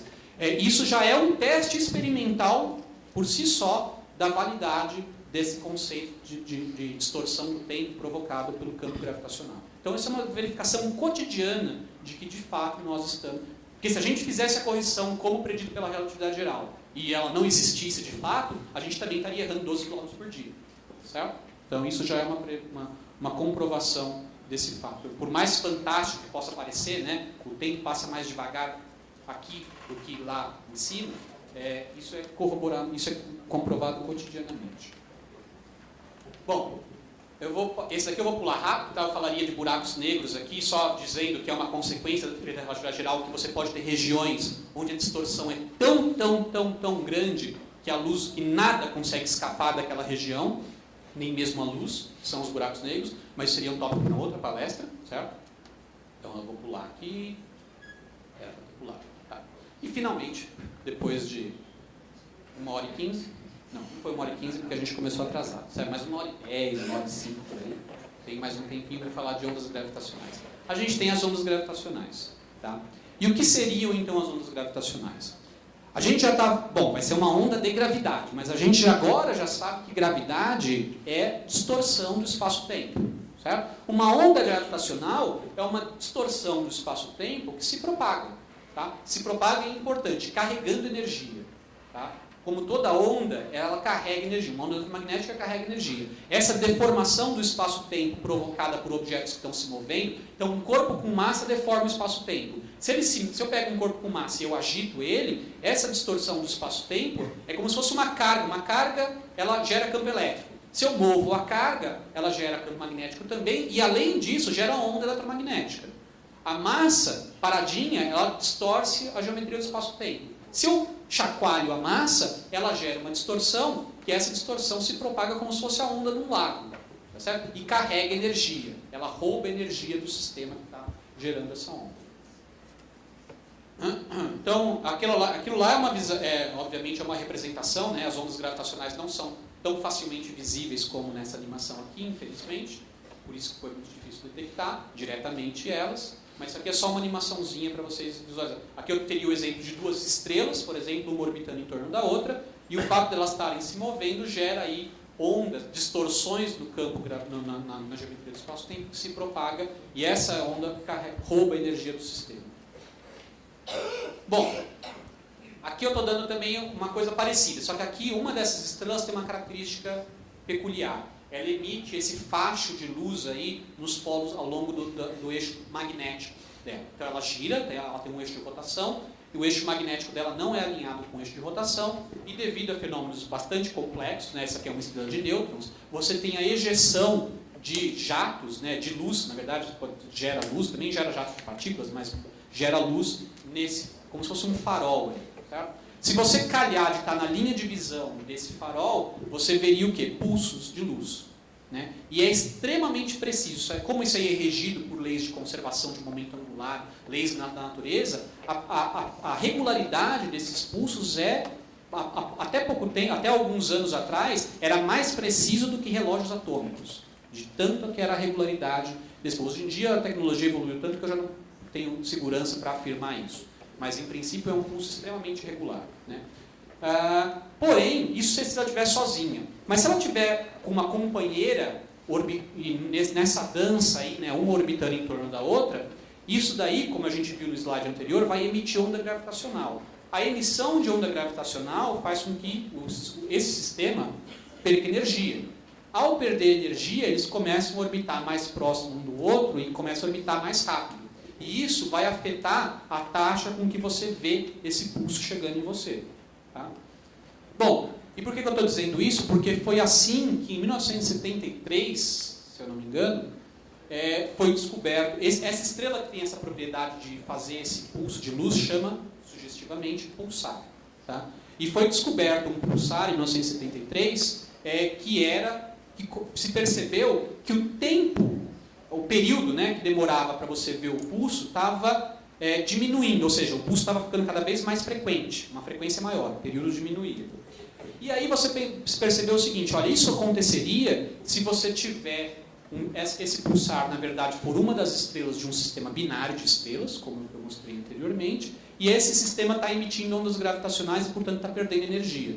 Aí eles fizeram o seguinte, vamos calcular qual seria a taxa com que a energia é perdida, né, devido a essas duas estrelas orbitando. Bom, só para vocês terem uma ideia, isso aí dá até fazer com um aluno na sala de aula. Essa é a fórmula da potência, é uma estimativa da potência irradiada em forma de ondas gravitacionais por um sistema que tem uma massa típica m, um comprimento de separação típico L e um período, né, fazendo um movimento periódico tipicamente T. Okay? G é a constante da gravitação de Newton e C é a velocidade da luz. Então, se você substituir esses dados nessa forma, você tem uma estimativa de ordem de grandeza da potência emitida em forma de ondas gravitacionais. Tá? Então, uma coisa que vocês veem claramente, obviamente, é que quanto maior a massa, mais potência vai emitir em forma de ondas gravitacionais. Aí vocês poderiam falar, quanto mais distante essas massas estiverem, também mais vai ser a potência emitida. Só que isso é um pouco enganoso, porque embaixo entra o tempo que demora para você completar um ciclo de movimento. E tipicamente, o tempo embaixo está aparecendo a potência 6. O L, que é o comprimento em cima, está aparecendo a potência 4. Então, tipicamente, se você quer um movimento periódico, é mais fácil fazer um movimento com períodos curtos para corpos pequenos do que para corpos grandes, certo? Pega, por exemplo, o período da Terra em torno do Sol, é de 1 ano. Pega o período de Mercúrio em torno do Sol, já é bem menor, certo? Bem menor. Como o período ele entra mais importante do que a distância, então, tipicamente, quanto mais compacto for o objeto, mais promissor, quanto mais compacto for o sistema, mais promissor ele é para a emissão de ondas gravitacionais. Tá? Bom, e o que se descobriu foi o seguinte, usando fórmulas mais precisas do que é, obviamente, isso aí é só uma estimativa, se percebeu o seguinte, se fez um gráfico de pontinhos experimentais, no eixo horizontal eu tenho o ano da medida, né? Então se fez medidas ao longo do ano e aí se condensou essas medidas num ponto experimental, e aqui na vertical tem a variação do período do pulso. Então você vê que a variação é negativa, ou seja, o período está diminuindo, né? E começou lá, quando ele foi descoberto em 1973, 74, tem aquele ponto lá que eu vou fixar como sendo o valor de referência para medir variação de período, e a partir daquele instante eu vou vendo que está diminuindo, o período está diminuindo, ou seja, está ficando cada vez mais rápido o pulso. Certo? Então esses são os pontos em vermelho. Tá? A curva em azul é a predição da relatividade geral para aquele sistema. Como que o período deveria mudar se ele estiver emitindo ondas gravitacionais. Certo? E você vê que a concordância entre a predição teórica e a medida experimental é perfeita. Né? Um dado curioso que eu sempre gosto de mencionar, repara que há um gap, há uma janela, né, 100 pontos serem medidos ali lá por volta de 1993. Sabe o que aconteceu em 1993? Eles ganharam o prêmio Nobel. E aí acho que eles, tudo bem, a gente já ganhou o prêmio Nobel mesmo, então ficou alguns anos sem medir mais, aí eles voltaram a medir. Eu não sei se eles mesmos voltaram a medir, o Hulse e o Taylor, né, que foram os dois caras que descobriram a estrela, e o Pulsari, que fizeram esses cálculos e essas medidas. Em 1993 eles ganharam o prêmio Nobel, que é basicamente, o que vocês poderiam dizer? É uma verificação indireta da existência de ondas gravitacionais, certo? Porque você faz a hipótese de que ondas gravitacionais existem, calcula qual seria o efeito que a emissão de ondas gravitacionais teria sobre o seu sistema. E você obtém uma concordância dessa, você falaria, não, olha, seria muita coincidência se fosse alguma outra coisa que estivesse provocando essa diminuição do período, que bate exatamente com a predição como se fosse uma onda gravitacional. Então, muito provavelmente é uma onda gravitacional. E isso já foi em 1970. Bom, os dados, né, vão até 2004 ali, mas a ideia é de 1973 e o prêmio Nobel já tinha sido dado em 1993. Tá certo? O que faltava então? Bom, faltava uma detecção direta da onda. Certo? Uma coisa é você ver que, olha, alguma coisa está roubando energia do sistema e eu estou vendo que o efeito sobre o sistema é o que seria esperado se esse alguma coisa for uma onda gravitacional. Só que a gente não está vendo a onda, a gente não está medindo a onda gravitacional que está roubando essa energia, a gente só está inferindo que ela existe pelo efeito que ela está provocando no sistema que está gerando ela. Certo? Isso aqui não é muito importante. Deixa eu... mais uma coisa que ficou para ser feita, não, mas agora então falta a gente detectar uma onda gravitacional diretamente, ou seja, aqui na Terra está chegando uma onda gravitacional e eu quero ver o efeito dessa onda gravitacional no meu detector. Eu quero medir, eu quero detectar a onda gravitacional, não só ver que aquele sistema talvez esteja emitindo onda gravitacional porque, olha, bate eu concordo que assim, eu era um dos que duvidava que a onda gravitacional não fosse ser medida porque a concordância do experimento é tão perfeita, mas ainda assim a gente tem que ter em mente que física é uma ciência experimental, certo? Então, todas as hipóteses elas têm que ser testadas se elas forem testáveis. Tá? E a onda gravitacional, qual o efeito que ela teria aqui na Terra? Qual o efeito que uma onda gravitacional tem? Eu vou ter que acelerar aqui porque está chegando no final. O efeito que uma onda gravitacional tem, se estivesse chegando, se você dispusesse partículas testes formando um círculo, pequenas massinhas formando uma circunferência, e passasse uma onda gravitacional aqui, chegando na direção perpendicular ao plano da tela aí, o efeito que a passagem da onda gravitacional teria sobre essa circunferência de partículas é provocar a alternância de compressões e distensões em direções perpendiculares dessa circunferência. Okay? Talvez não seja, obviamente, na direção vertical horizontal, talvez seja na direção diagonal ou numa direção intermediária, mas o fato é que o efeito é esse. Okay? Ou pode ser uma combinação das duas, que geraria, na verdade, uma elipse rotacionando, mas é uma combinação disso. Ou seja, ela provoca uma distorção na distância, nos diâmetros, na distância entre essas partículas. E é isso que é usado, então, se montou um detector justamente para medir esse tipo de coisa. Só que como a onda gravitacional ela tem um efeito, a gravitação é muito, muito fraca, comparada com outras interações como o eletromagnetismo, Então você precisa de distâncias muito grandes para perceber uma mudança ínfima no comprimento que você tem. Então a ideia aqui é usar esses dois detectores, que foram os que detectaram a onda gravitacional de fato. São dois braços perpendiculares.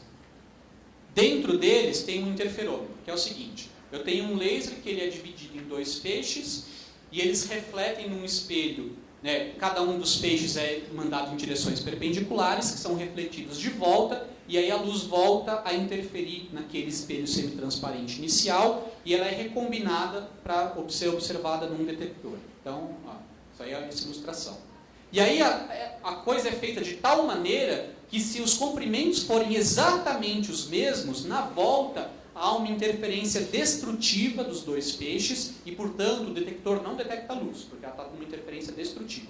Tá? Só que se eu tiver mínima variação do comprimento de algum deles em relação ao outro, os comprimentos não vão mais ser iguais e aí eu vou começar a ver que passa um pouquinho de luz. Essa é a ideia do interferômetro que foi usado para medir as ondas gravitacionais. Tá? Eu vou passar um pouco rápido. Isso aqui é o sinal experimental e a predição teórica, tá, ok? Então, mas aí a gente pode, talvez, na sessão de perguntas. Esse daqui é uma simulação numérica, de acordo com a relatividade geral, de como foi o evento que gerou a onda gravitacional que foi detectada. Então eu tinha dois buracos negros, não eram duas estrelas, eram dois buracos negros nesse caso. Tá? O evento foi detectado aqui na Terra no dia 14 de setembro de 2015.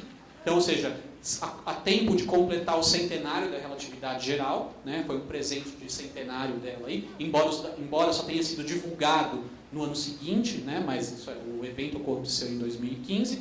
E aí tinha dois buracos negros, um orbitando em torno do outro. À medida que eles vão orbitando e emitindo ondas gravitacionais, eles vão ficando mais próximos. Isso aqui é uma câmera lenta, não é porque o sistema ficou devagar, tá? Cada vez, na verdade, a velocidade disso aqui é exorbitante. E vai chegar uma hora que os dois buracos negros se juntam num só, nesse momento, formando um buraco negro único. E depois que forma um buraco negro único, como nada mais escapa de dentro, aí o sistema fica silencioso, ou seja, não emite mais ondas gravitacionais. Tá? Tem um rabinho da emissão de ondas gravitacionais. Tá? Alguns dados numéricos, só para... Né? Então, os dois buracos negros, um deles tinha da ordem de 36 massas do Sol, o outro tinha da ordem de 29 massas solares. O buraco negro final foi formado com da ordem de 62 massas solares, e o mais surpreendente aqui é o seguinte: lembra que eu falei que a onda gravitacional carrega energia, certo? Carrega energia. Bom, essa onda gravitacional emitida nos instantes finais, quando virou aquele buraco negro lá e emitiu aquele rabinho final, né, ou teve o pico de emissão e depois decaiu, naquele breve instante de tempo, fração de centésimos de segundo, tá? A energia que foi emitida pela onda gravitacional foi equivalente à conversão de 4 sóis inteiros em energia pura. Certo? Naquele momento foi o evento mais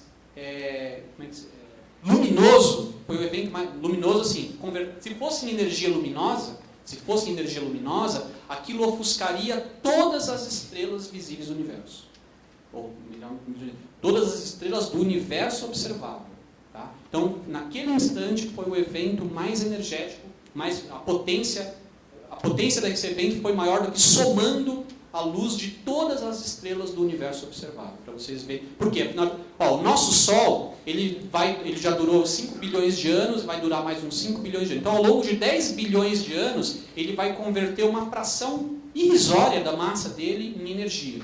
Certo? Porque a reação de fusão nuclear, que é a fonte de energia do Sol, converte lá núcleos de hidrogênio, deutério, lítio em hélio. E nesse processo, uma fração mínima, menos de 1%, 0,1%, não sei, da massa que é convertida em energia. E olha que isso é o que o Sol é, e essa energia, ou seja, ao longo de 10 bilhões de anos, o Sol convertendo em energia uma fração mínima da sua massa é o Sol que a gente observa. Certo? Imagina agora, numa fração de centésimo de segundo ou de décimo de segundo, pegar 4 sóis.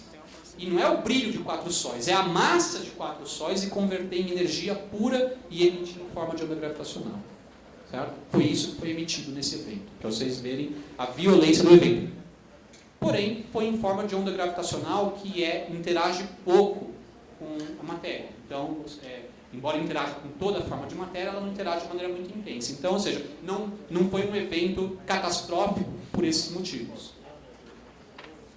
E isso, da mesma maneira que quando a gente começou a observar o céu, não só na faixa de luz visível, mas abriu o espectro para olhar ondas de raio-x, ondas de rádio, infravermelho, ultravioleta, a gente ganhou muito mais informação, conseguiu compreender o universo de uma maneira muito mais completa. A esperança é que isso tenha inaugurado uma nova era de se fazer astronomia, complementar, não vai substituir nunca a maneira tradicional via eletromagnetismo, mas complementar, na qual você poderia ver, observar ou estudar fenômenos que seriam invisíveis, seriam totalmente impossíveis usando o eletromagnetismo. Como, por exemplo, esse. Se eu pego dois buracos negros e faço eles colidirem formando um buraco negro, repara que em termos energéticos foi um evento extremamente importante. Mas se você fosse olhar, se estivesse lá olhando para eles, sei lá, estivesse na distância Terra-Sol, e você está lá olhando para eles, você não veria nada.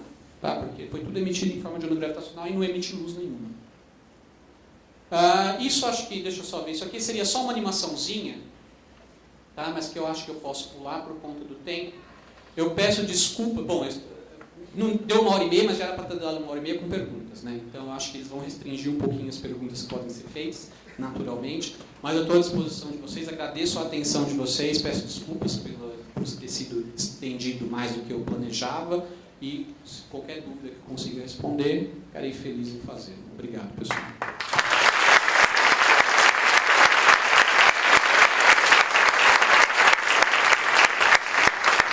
Só um aviso, todos esses videozinhos que eu passei aqui, tá, tem no site do LIGO. Se vocês forem no Google e escreverem LIGO, L-I-G-O, Laser Interferometer Gravitational Wave Observatory. Então, se vocês digitarem L-I-G-O, LIGO, no Google, as primeiras entradas são desse experimento, e lá tem todas essas animaçõezinhas, quase todas pelo menos, tem essas animaçõezinhas que eu mostrei aqui, inclusive as simulações numéricas e muitas outras. Então, e eles inclusive têm sugestões de materiais para serem dados em sala de aula, tá? Que eu acho bastante curioso, bastante legal para você fazer para os alunos. Certo? Obrigado. Obrigado, Daniel. Bem, vamos abrir aqui para perguntas. Levante a mão com vontade, ali, lá no canto aqui, o monitor ali, o senhor de camisa listrada.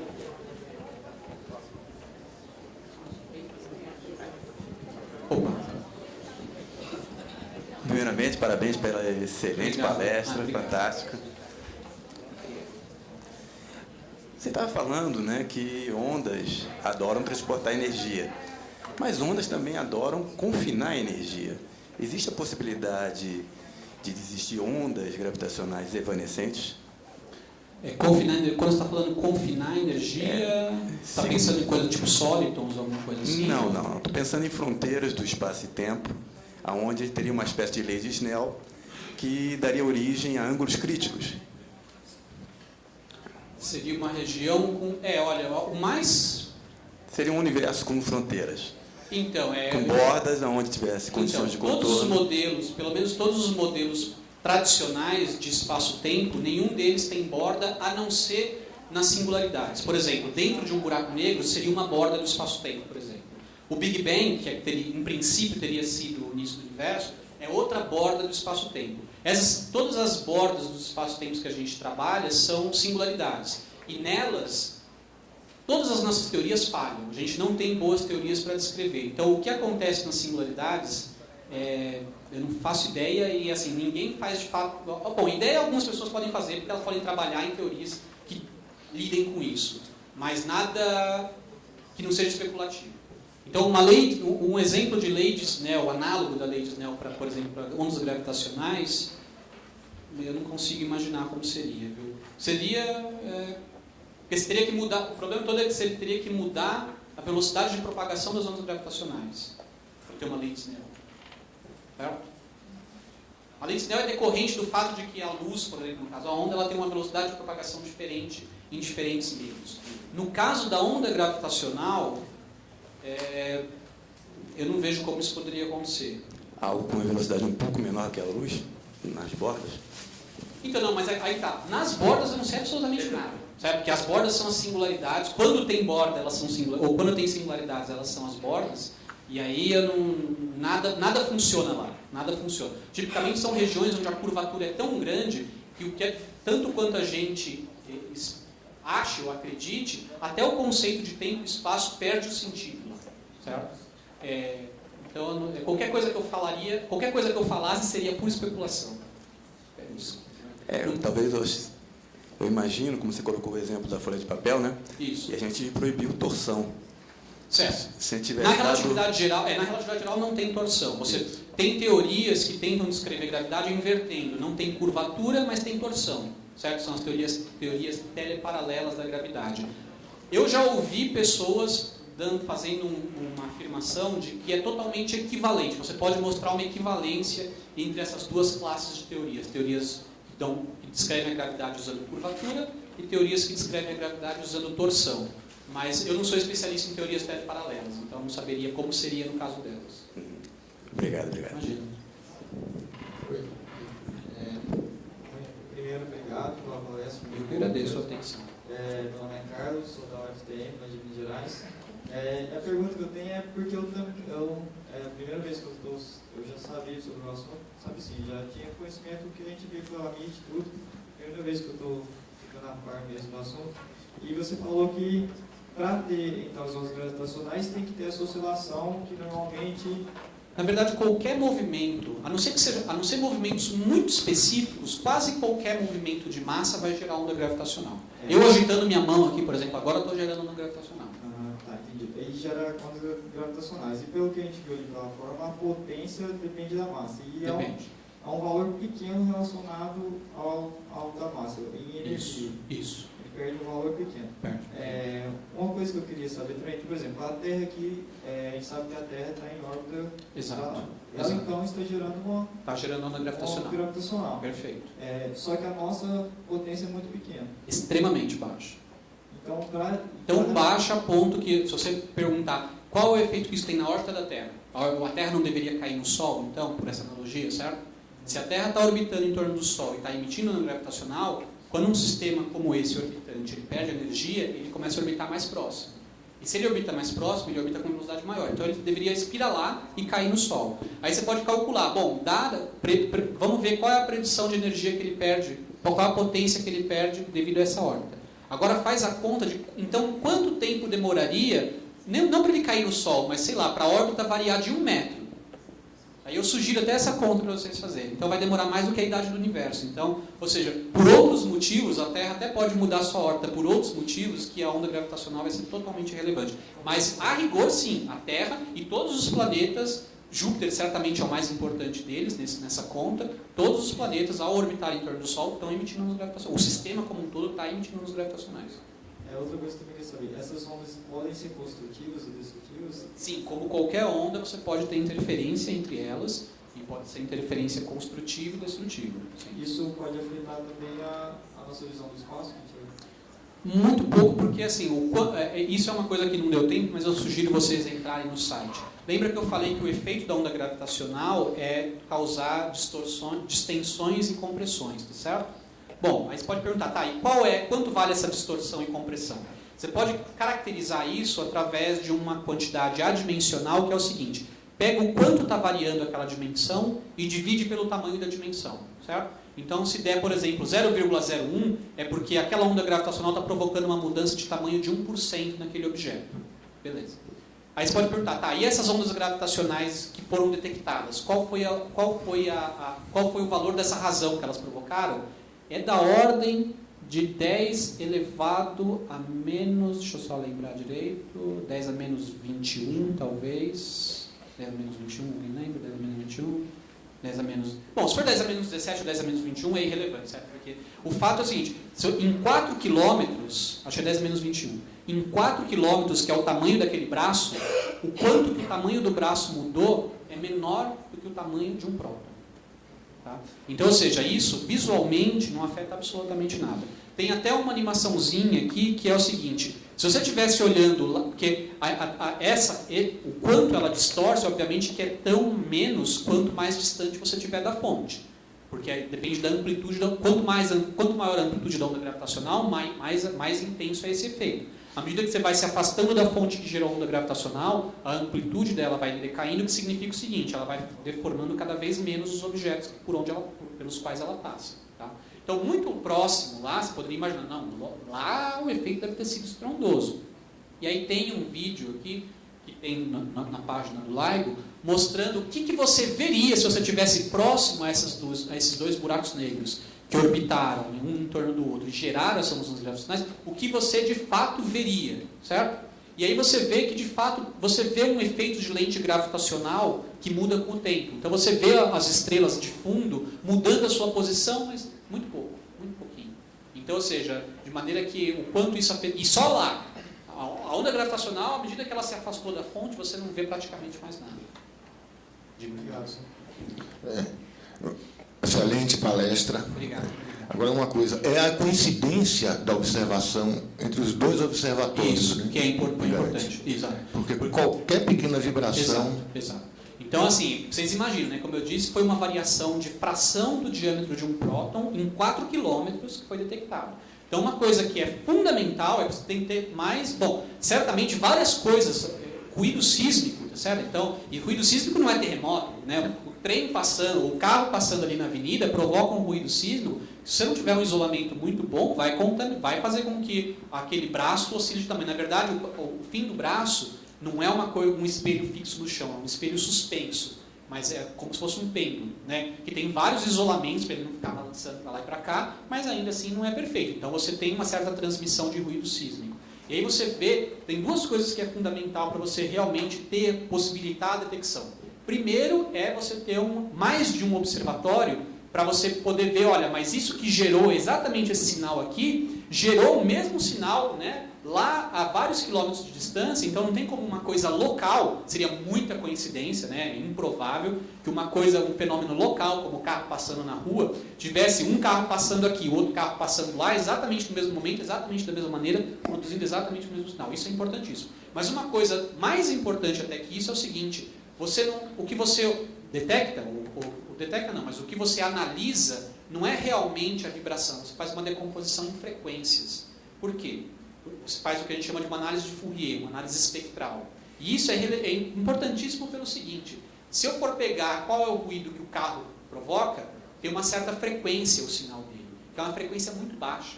Tá? O ruído sísmico, tipicamente, são ruídos de baixa frequência. Então, você sabe, se você pega aquele sinal que chegou da onda gravitacional e você faz uma análise espectral dela, decompondo em várias frequências, você sabe que aquele sinal que caiu em frequências onde o ruído sísmico é muito importante, você não pode levar a sério. Mas existe uma janela, e infelizmente eu acho que eu não tenho aqui, existe uma janela de frequências na qual o ruído, eles conseguem uma sensibilidade muito grande, ou seja, eles conseguem um sinal por ruído muito grande. O ruído é muito baixo. Por quê? Porque poucas coisas provocam oscilações naquelas frequências. Então é naquela janela que eles esperam detectar. E é um dos motivos pelo qual você não... Ou seja, cada detector ele é feito para detectar ondas gravitacionais de alguns eventos específicos. Então, se eu pegar, por exemplo, uma coisa que existe, que a gente acredita pelo menos que existe, falta medir, é o seguinte, devido ao Big Bang, né, ao início do universo e tudo mais, espera-se que existam ondas gravitacionais que foram geradas lá no comecinho do universo, que permeiam todo o espaço, assim como existe, e a gente já detectou desde a década de 60, a radiação cósmica de fundo, certo? Em micro-ondas eletromagnéticas. Também tem um análogo para ondas gravitacionais. Só que a frequência dessas ondas ela é tão baixa, que cairia bem na janela, na parte de frequência, onde o ruído sísmico é impossível você realmente eliminar. Então você não tem condições de detectar essas ondas gravitacionais usando, por exemplo, o mesmo aparelho. E é por isso que existe a proposta, eu acho que tem até já o planejamento para ser realizado tudo, vai ser construído um interferômetro no espaço, são o LISA, né? Laser Interferometer Space, alguma coisa do tipo. E aí são 3 satélites com um espaçamento entre eles muito maior. Como aí não vai ter o ruído terrestre, porque a Terra, aí a esperança é que eles consigam, por exemplo, medir então a radiação de fundo de ondas gravitacionais. E uma coisinha ainda, e o graviton? Se não é interação, né? Por que se fala em graviton? Olha, isso é até perigoso a resposta que eu vou dar aqui, porque é difícil você não tomar partido, né? Deixa eu tentar contextualizar a pergunta. Quando você adota a postura de que a gravidade é apenas mais uma interação como qualquer outra, e você vê que existem ondas gravitacionais, você faz analogia com outras interações. Eletromagnetismo, por exemplo, certo? Eletromagnetismo é uma das interações fundamentais, e ela também tem uma onda associada a ela, que é a onda eletromagnética. Vamos usar um exemplo. E a gente sabe que quando a gente faz a teoria quântica do eletromagnetismo, a gente vê que aquilo que a gente achava que era uma onda contínua, bonitinha, na verdade é um objeto muito mais fragmentado, né? Muito mais tem natureza corpuscular. São os fótons, né? As partículas de luz. O mesmo seria válido para a gravidade. Então, se eu tenho a gravidade, que é uma interação fundamental, ela tem ondas gravitacionais associadas, então é natural de se esperar que existam os grávitos, que seriam as partículas das ondas gravitacionais, que constituem as ondas gravitacionais. Por outro lado, tem a visão mais da área de relatividade, que diz, olha, não, gravidade não é uma interação via força como todas as outras. Ela é a deformação do próprio tecido do espaço-tempo.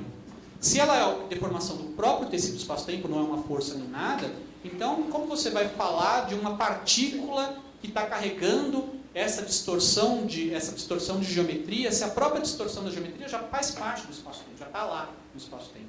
Então, assim, isso gera, obviamente, abre não duas, mas várias visões diferentes. Aqueles que acham que, não, gravidade vai ser a gente vai ter uma teoria para a gravidade e vai tratar a gravidade exatamente como qualquer outra das interações, ou não, a teoria quântica da gravidade vai ser algo totalmente diferente do que a gente tem por aí no momento. Tá?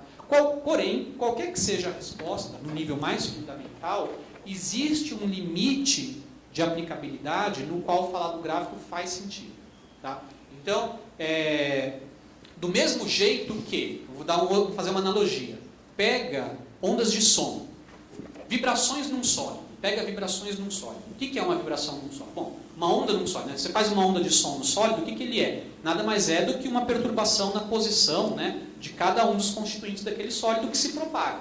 Como se fosse uma cadeia de massa-mola, você mexe numa massa aqui, essa perturbação vai se propagar através das molas e das outras massas, certo?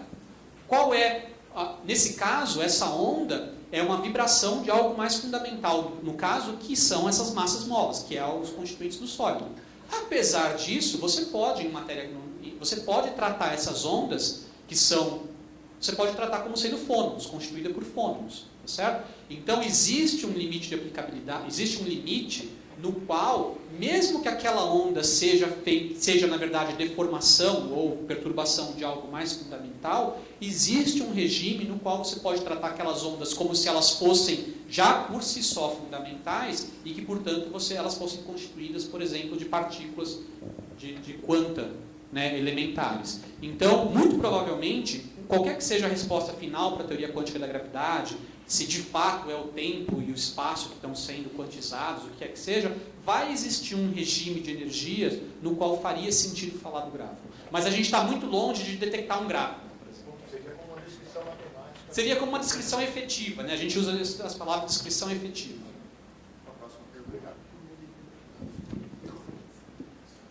Bom dia, professor. Desculpa a ignorância da pergunta, Imagina. eu estou apenas no segundo período da faculdade. Quando você falou de gravitação da lei, que você falou que a massa da Terra em órbita do Sol não ia influenciar